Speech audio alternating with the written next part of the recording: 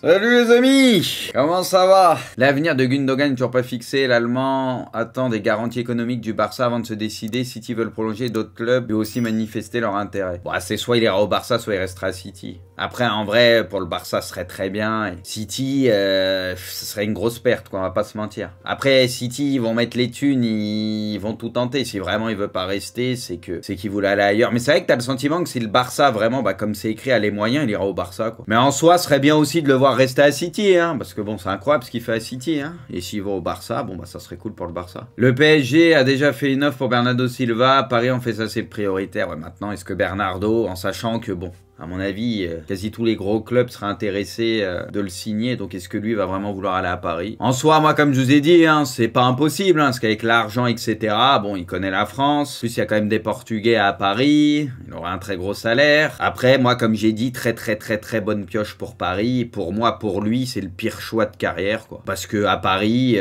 t'auras pas de joueurs pour jouer au ballon avec lui. Il y en aura trop peu. Et encore plus s'il n'y a plus Messi, si Neymar se casse, même si je pense qu'il restera. Enfin, voilà, t'auras un Bernardo Silva qui va être bridé parce que autour, c'est pas au niveau, quoi. Enfin, c'est pas City, on a compris. Le Real s'impose 2-1 face à Vallecano et reprend provisoirement la deuxième. En plus, l'Atlético, les gars, ils ont fait... L'Atlético, ils menaient 3-0, les gars, non? Moi, je croyais que c'était plié hier. Je voyais, ils déroulaient, j'ai vu, il y a eu 3-3 au final. Ouais, ils ont fait 3-3, c'est un truc de ouf. Mais je crois qu'ils menaient 3-0 en plus. Je m'étais dit, ouais, à ce moment, l'Atlético, injouable et tout, tranquille, tu vois. Hein, surtout l'Atlético qui se fait remonter de 3 buts quand même, faut le faire. Lucas Hernandez est très intéressé à l'idée de signer au PSG. Il a d'ailleurs mis au stand-by sa prolongation de contrat avec le Bayern face à l'intérêt. Les gars, c'est quand qu'il se termine son contrat, Hernandez? 2024, il lui reste un an. Donc oui, s'il signe là, donc ça sera pas un prix très élevé. Après, moi les gars, comme je vous ai dit, moi j'adore Lucas Hernandez. On est tous d'accord pour dire que quand il est au top, c'est un super joueur. Mais putain, il est combien de fois, enfin, sur l'année, combien de matchs il va jouer? Au final, sur combien de mois il va être au top, quoi. C'est ça qui est terrible, il est trop fragile, quoi. Ça fait mal, hein.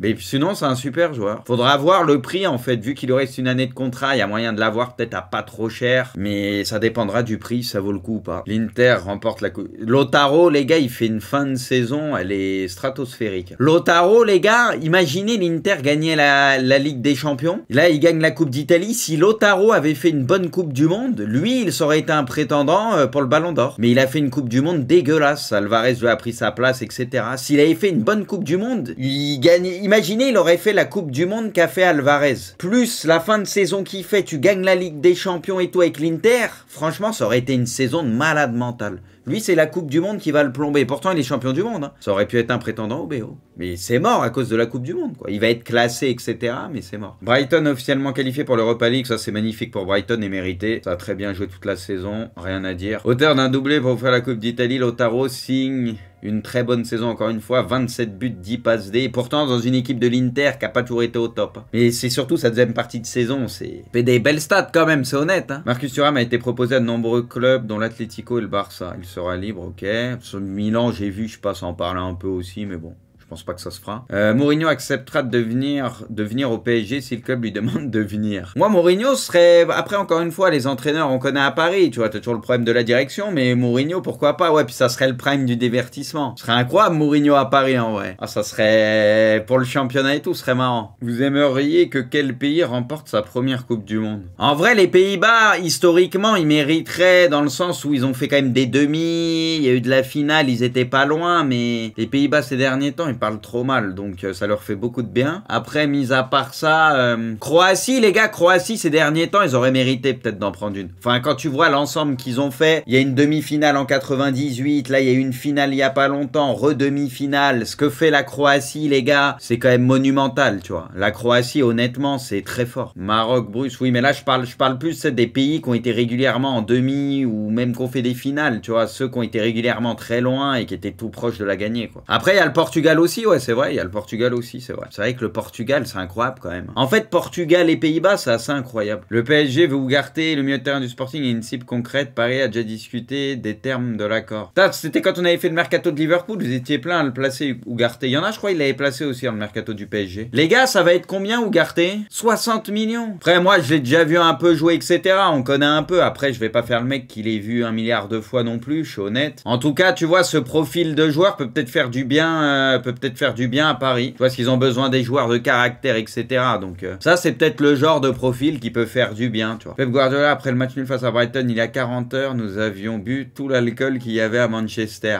Grealish, il a bu la moitié, hein. Mais la façon dont l'équipe a joué est extraordinaire. Quel menteur, j'avoue. Non mais ici, en vrai, ils ont dû se mettre bien à un moment donné. Bon là, il abuse un peu, hein. Il y en a, vous pensez les gars, ils ont vraiment bu tout l'alcool de Manchester? Vous pensez les gars? C'est possible en vrai, hein. C'est le mec qui comprend rien et tout, il prend le truc au pied de la lettre. Accord PSG, Lucas Hernandez, Paris doit désormais convaincre le Bayern, ok. Mais je pense le Bayern, si Paris passe un peu à la caisse à 1 an de la fin de son contrat avec toutes les blessures qu'il a, je pense que le Bayern, ils vont se laisser convaincre assez facilement, hein. À partir du moment où ils se disent, bon, si Paris met tant, c'est bon, on le vend. À mon avis, ça va se faire, hein. Le PSG cible Luis Enrique. En même temps, qui cible pas le PSG? On va remonter, les gars. S'il faut, il me cible aussi, hein.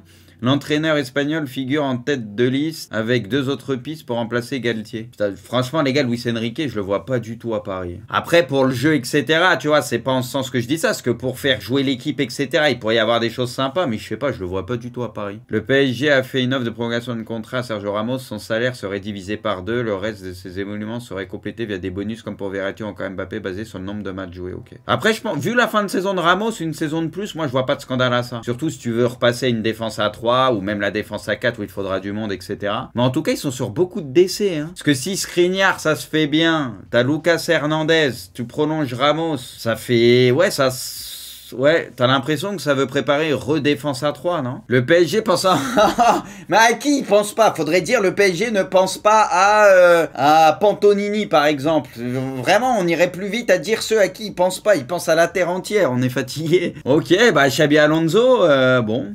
Pourquoi pas, hein? Après, avec ce qui se passe pour lui ces derniers temps, ça peut être intéressant. Maintenant, pareil, encore une fois. Paris, c'est bancal, quoi. Donc, est-ce que Xabi Alonso, il peut pas aller autre part dans un projet où c'est plus carré? Voilà. Après, c'est sûr que pour lui, ça peut être tentant Paris aussi, quoi. L'AC Milan veut Mikotadze. Le club italien a même fait une proposition d'environ 10 millions d'euros. Le Burnley Company le veut aussi. Alors, apparemment, de ce que j'ai compris, s'il le signe, ça serait pour le reprêter une année dans la foulée à Metz. Si j'ai bien compris, ce que j'ai vu passer des trucs, ce que je suis des comptes milanais, etc. Il le reprêterait dans la foulée, tu vois. Après, les gars, pourquoi pas, hein. Moi, de ce que Poineau, Pipion, ceux qui suivent la Ligue 2 me disent, ça a l'air intéressant. Il est jeune encore, donc voilà, hein. Mais ils vont pas le laisser en Ligue 2. Le truc, c'est qu'Wolf Fox, ça serait un accord avec Metz. Si jamais Metz remonte pas ou quoi, peut-être que Metz, il dit, ok, on vous le vend 10 millions, mais vous nous le laissez cette saison parce qu'on compte remonter, tu vois. Ça peut être un accord avec le club, hein. Puis au moins, Mikotadze, tu vois, ça lui permet de continuer à jouer. Vaut mieux ça plutôt qu'il aille à Milan et qu'il joue pas ou quasi pas. Vous voyez ce que je veux dire? Parce que Milan, s'il compte vraiment prendre d'autres attaquants, pourquoi pas, tu vois. United va tenter de recruter Payne, Declan Rice et Mason Mount. En vrai, les gars, bon, Mount, je dis pas que c'est un joueur éclaté, hein. C'est un bon petit joueur, mais je sais pas quel est son réel niveau à lui, en fait. Je sais pas, j'ai l'impression qu'il est inconstant. Il peut être inconstant d'une année à une autre. Mais en soi, Kane et Rice, c'est incroyable, hein. Si Manchester signe les deux, mon vieux, il commence à avoir une équipe, là. Si ça se trouve, ça serait même pas fini, tu vois, le mercato. Putain, ça commencerait à être effrayant, l'équipe, par contre, hein. Koundé, pour que ce soit clair, à aucun moment je l'ai demandé à partir, donc je ne vais nulle part, ok. Bon, en tout cas, on a compris que Koundé veut rester. Après, le Barça, s'ils veulent recruter par rapport à tout ce qui est évoqué et tout, ils vont devoir vendre un joueur, les gars, hein, qui a une grosse valeur marchande, hein. Ça sent le départ de Rafinha en Angleterre, non? Parce que je vois pas comment ils peuvent faire un mercato un peu comme ils ont en tête. Ouais, mais pas en dessous. Ah, ouais, Ferran, en vrai, Ferran a encore une valeur marchande. Ferran, je pense que tu peux bien le vendre, en soi. Pas autant qu'à Rafinha, bien évidemment, mais je pense que tu peux quand même bien le vendre. Mais il va falloir vendre 2-3 joueurs. Pas en dessous, les gars, vous pensez qu'il a une grosse valeur marchande?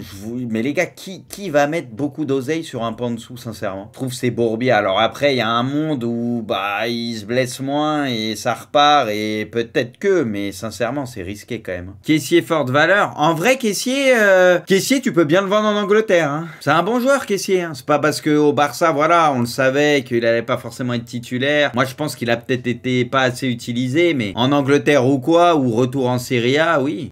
Kessié, les gars, non, pour moi, il a une bonne valeur. En vrai, donc, il y aurait Kessié qui rentrerait pas spécialement dans les plans. Ferran que tu peux vendre. Parle dans le monde où tu veux garder Rafinha. Ansu Fati, tu peux récupérer un peu. Ça fait 3 joueurs. T'actives 1 ou 2 leviers. Tu peux vraiment faire venir Messi, Bernardo, Gundogan, Walker, Gvardiol. Voilà, tu peux le faire, hein. Il manque pas grand chose, hein. Haaland, Son Goku. Manque pas grand chose en soi, hein. Antonetti, Messi, c'est le football. C'est monsieur football. Il respire le football. C'est vrai qu'il marche un peu. Mais même en marchant, il comprend mieux le foot que tout le monde. Ah, merci. Ah, écoutez les gars, les ignares du chat, ceux qui n'ont toujours pas compris. Il a tout dit, tout résumé. Voilà, c'est tout. Il parle à vous, là. Même en marchant, il comprend mieux le foot que tout le monde. Il vous parle, les gars, ceux qui n'ont toujours pas compris, qui sont à côté de la plaque. Voilà quelqu'un qui dit Los Thermos. Ah ouais, il a parlé simplement, mais efficacement. Ah oui, bah il est là. Et la frappe, elle est tellement pure. Elle est tellement pure, la frappe. Quand ça part comme ça, c'est tellement beau. Franchement, il y a peu de choses. Franchement, les gars, des belles frappes dans le foot, des beaux gestes techniques et tout, ça fait vraiment partie des trucs les plus beaux à voir. Quand t'aimes le foot, que t'as cette sensibilité, c'est indescriptible. Quand il y a des beaux trucs dans le foot, c'est un truc de fou, la sensation que ça te procure. Je sais pas si vous voyez ce que je veux dire. Oh, le football! L'AC Milan prendra bientôt une décision sur la venue ou non de Kamada libre. Le joueur souhaite venir, mais il est libre, il souhaite venir. Prenez-le, putain. Ça me fatigue par contre. En mode, c'est un truc de fou. On sait très bien qu'il va servir de ouf. C'est désormais au club de décider, putain. Et Loftus-Cheek reste le choix numéro 1. Bah prenez les deux. Ça sera pas de trop, putain. Classement de la 37e journée. Il est ouf le classement de PL. Il est quand même fou. Là pour le moment, les gars, on a quand même Leeds et Leicester, quoi. T'as Chelsea 12e. Bon, ils ont moins un match, mais 12e. Tottenham 8e. T'as Brighton 6, Aston 7. Il est ouf. Pour ça, la PL, c'est un truc de malade. Ouais, Everton aussi, qui est au port, toi, c'est vrai. C'est vrai que c'est chaud, quoi, parce qu'Everton, si là, il y a une des deux équipes qui veut se sauver, bah, c'est Everton qui va sauter, quoi. Leeds, la vérité, je pensais pas que ça allait redescendre aussi vite. Hein. Enfin, c'est pas fait encore, mais tu sais, au début, t'as l'impression, tu sais, avec Bielsa et tout, ce qui se passait, machin, tu sais, t'as l'impression il y avait un truc ascendant, et tu sais, je les voyais se stabiliser un peu, tu vois. Tu sais, vers le milieu de tableau, un peu après le milieu de tableau, mais tu sais, pas forcément redescendre.